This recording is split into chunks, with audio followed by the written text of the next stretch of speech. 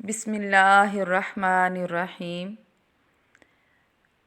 کاروبار کو چمکانے کے لیے 4 سنہری اصول آپ کو بتائیں گے، جن کو اپنا کر حضرت عبدالرحمن بن عوف بھی بہت بڑے تاجر بنے تھے۔ چینل پر نئے ہیں تو سبسکرائب کریں۔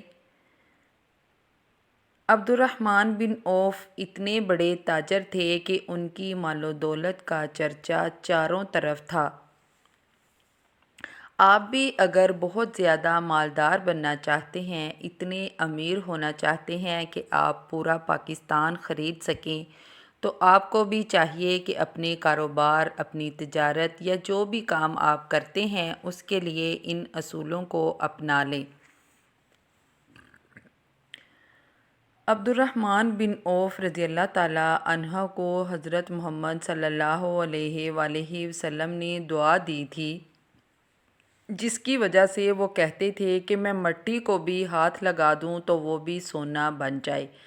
آپ صلی اللہ علیہ وآلہ وسلم نے عبدالرحمن بن عوف کو اللہ تعالیٰ کا تاجر ہونے کا لقب دیا تھا۔ عبدالرحمن بن عوف کہتے تھے، میری تجارت کے 4 اصول تھے۔ یہ اصول بھی نبی صلی اللہ علیہ وآلہ وسلم سے ہی مجھے ملے تھے۔ وہ کہتے ہیں کہ میری تجارت کا سب سے پہلا اصول یہ تھا کہ میں نے کبھی ادھار مال نہیں خریدا۔ میں نے اپنی تجارت کے لیے جتنا بھی مال خریدا وہ ہمیشہ نقد ہی خریدا، اس کے لیے کبھی میں نے ادھار نہیں کیا۔ یہ میری تجارت کا پہلا اصول تھا۔ وہ کوئی چھوٹے موٹے تاجر نہیں تھے، وہ بہت ہی بڑے تاجر تھے۔ ان کو اللہ تعالیٰ نے بہت ہی زیادہ مال و دولت سے نوازا تھا۔ یہی وجہ تھی کہ انہوں نے نبی کریم کے بتائے ہوئے اصولوں کو اپنایا تھا۔ دوسرے نمبر پر وہ کہتے ہیں کہ میں نے اپنا مال کبھی ادھار نہیں بیچا، نہ تو بیچنے کے لیے مال ادھار خریدا، اور دوسرے نمبر پر نہ ہی کبھی بیچنے والے مال کے لیے ادھار کیا۔ زیادہ منافع کے لالچ میں بھی میں نے اپنے مال کو کبھی ادھار نہیں بیچا۔ اب آپ خود ہی اندازہ کر لیں کہ ایسا کرنے سے ساری ٹینشن ہی ختم ہو گئی، نہ لینے کی پریشانی رہی، نہ دینے کا پریشر، مصیبت کی جڑ ہی ختم ہو گئی۔ ہم بھی دیکھتے ہیں عام معاملات میں جب معاملہ ادھار پر چلا جاتا ہے تو اچھے خاصے تعلقات بھی خراب ہو جاتے ہیں۔ میرے نبی حضرت محمد صلی اللہ علیہ وآلہ وسلم بھی قرضدار کو سخت ناپسند کرتے تھے۔ انہوں نے کبھی مقروض کا جنازہ نہیں پڑھایا۔ آپ صلی اللہ علیہ وآلہ وسلم نے نافرمان سے نافرمان کا جنازہ پڑھایا ہے، لیکن قرضدار کا جنازہ کبھی نہیں پڑھایا۔ آپ مرنے والے کے بارے میں پوچھ لیتے تھے کہ اس پر قرض ہے، تو اگر ہوتا تو آپ اس کا جنازہ پڑھانے سے انکار کر دیتے۔ ایک دفعہ ایک صحابی کا جنازہ آیا۔ جب آپ جنازہ پڑھانے کے لیے کھڑے ہوئے تو ایک صحابی نے کہا، یا رسول اللہ، یہ تو بڑا ہی غلط آدمی تھا۔ تو آپ نے کہا، کوئی بات نہیں، کیا تم نے اس کی کوئی نیکی دیکھی تھی؟ اس نے کہا، یا رسول اللہ، ہاں، اس نے اور میں نے اللہ کی راہ میں ایک رات پہرا دیا تھا۔ ہم دونوں اللہ تعالیٰ کی رات میں ایک رات جاگے تھے۔ تو آپ صلی اللہ علیہ وآلہ وسلم نے یہ سن کر فرمایا کہ تم اسے جہنمی کہہ رہے ہو، میں تو اسے جنتی کہتا ہوں، اور آپ نے اس کا جنازہ پڑھایا۔ لیکن مقروض کا جنازہ آپ صلی اللہ علیہ وآلہ وسلم کبھی نہیں پڑھاتے تھے۔ اگر وہ قرض دار ہوتا تو آپ جنازہ پڑھانے سے انکار کر دیتے۔ یہ ادھار کی حوصلہ شکنی کے لیے تھا۔ ادھار لینے یا دینے سے منع نہیں فرمایا آپ صلی اللہ علیہ وآلہ وسلم نے۔ جب آپ اس دنیا سے تشریف لے گئے تو آپ کی ایک زرہ رہن تھی، یعنی گروی رکھی ہوئی تھی، جس کے بدلے آپ نے تھوڑے سے جو لیے تھے، اور وہ زرہ آپ اپنے مرتے دم تک بھی نہیں چھڑوا سکے تھے۔ قرض لینے اور دینے سے منع نہیں فرمایا، اجازت ہے، لیکن سخت ناپسند کرتے تھے۔ ہاں، مرنے والے کا قرض ادا کرنے کی کوئی اور ذمہ داری اٹھا لیتا، کوئی کہہ دیتا کہ اس کا قرضہ میں ادا کروں گا تو اس کا جنازہ پڑھا دیتے۔ یہ صرف قرض کو حوصلہ نہ ملے اس لیے آپ صلی اللہ علیہ وآلہ وسلم نے کیا، کیونکہ جب کاروبار ادھار پہ چلا جاتا ہے تو ہر آدمی اپنی حیثیت سے بڑھ کر کام کرنا شروع کر دیتا ہے اور وہ دھوکے کا شکار ہو جاتا ہے کہ میں بہت بڑا کاروبار کر رہا ہوں، حالانکہ اس کی حقیقت کچھ اور ہی ہوتی ہے۔ اس سے پورا بازار مصنوعی ہو جاتا ہے، بازار کی حقیقت نہیں رہتی۔ میرے نبی کریم صلی اللہ علیہ وآلہ وسلم خود تجارت کا جائزہ لیتے، خود بازار جاتے اور دیکھتے کہ تاجر کیا معاملات کر رہے ہیں، اور آج کا عالم تو بازار جانا ہی اپنی بے عزتی سمجھتا ہے۔ وہ کہتا ہے کہ ہم بازار جا ہی نہیں سکتے، اس لیے کہ انہوں نے معاملات میں دخل اندازی نہیں کرنی، جو کر رہا ہے اسے کرنے دیتے ہیں۔ وہ تو صرف اپنی ذمہ داری خطبہ جمعہ دینے کو ہی سمجھتے ہیں۔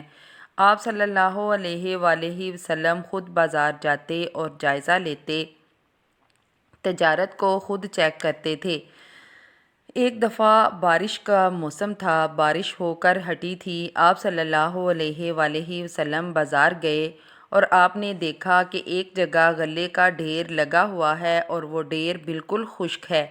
تو آپ یہ دیکھ کر بڑے حیران ہوئے کہ ابھی بارش ہوئی ہے اور یہ غلے کا ڈھیر خشک ہے۔ آپ نے ڈھیر کے اندر ہاتھ ڈالا اور مٹھی بھر غلہ نکالا تو وہ گیلا تھا۔ آپ صلی اللہ علیہ وآلہ وسلم نے یہ دیکھا اور فرمایا، یہ کیا کیا ہے؟ تو اس نے کہا، جی میں نے گیلا غلہ نیچے کر دیا اور خشک اوپر کر دیا تاکہ یہ بک جائے۔ تو آپ صلی اللہ علیہ وآلہ وسلم نے فرمایا، گیلا غلہ نیچے کرو اور اوپر خشک غلہ رکھو۔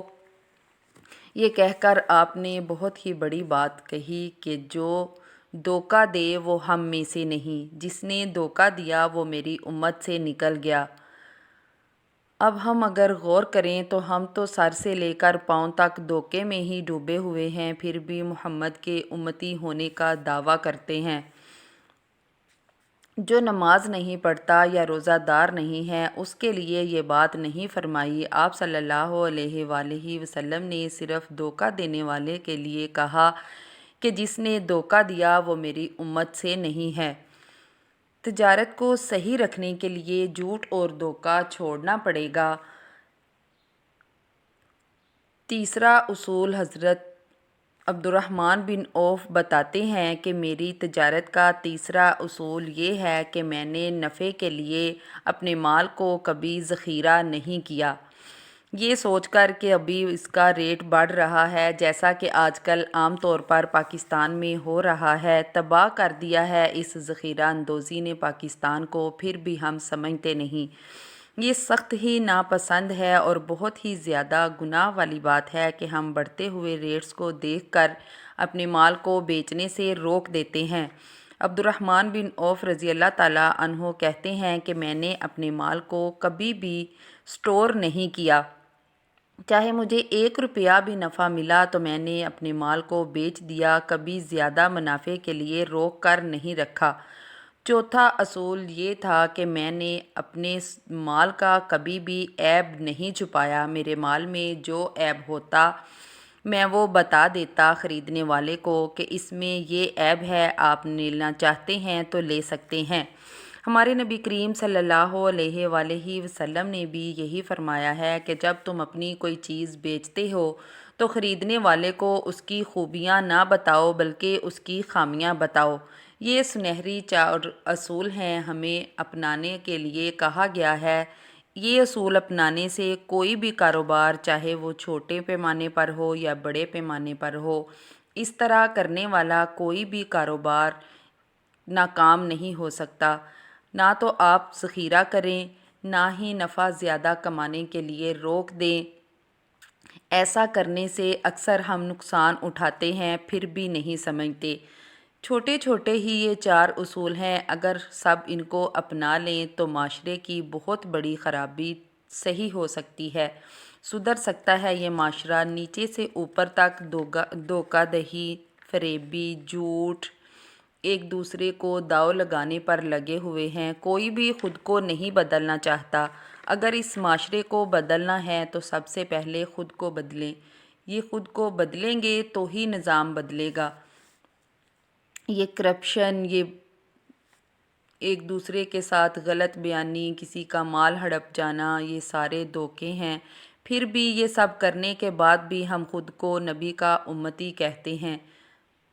بڑے ہی افسوس کی بات ہے کہ ہم مسلمان ہو کر بھی ساری دنیا میں بہت ہی بے ایمان گنے جاتے ہیں۔ ایئرپورٹس پر دیکھ لیں، کسی بھی معاملے میں کہیں بھی پاکستانی کی خاص کر کوئی عزت نہیں کی جاتی۔ یہ اپنے دھوکوں کے لیے، اپنے جھوٹ کے لیے انٹرنیشنل سطح پر مشہور ہیں۔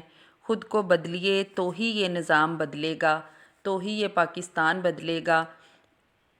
معاشی حالات ٹھیک کرنے ہیں تو معاشرت کے یہ جو بھی اصول ہمیں حضرت محمد صلی اللہ علیہ وآلہ وسلم سے ملتے ہیں، ان کو اپنانا پڑے گا۔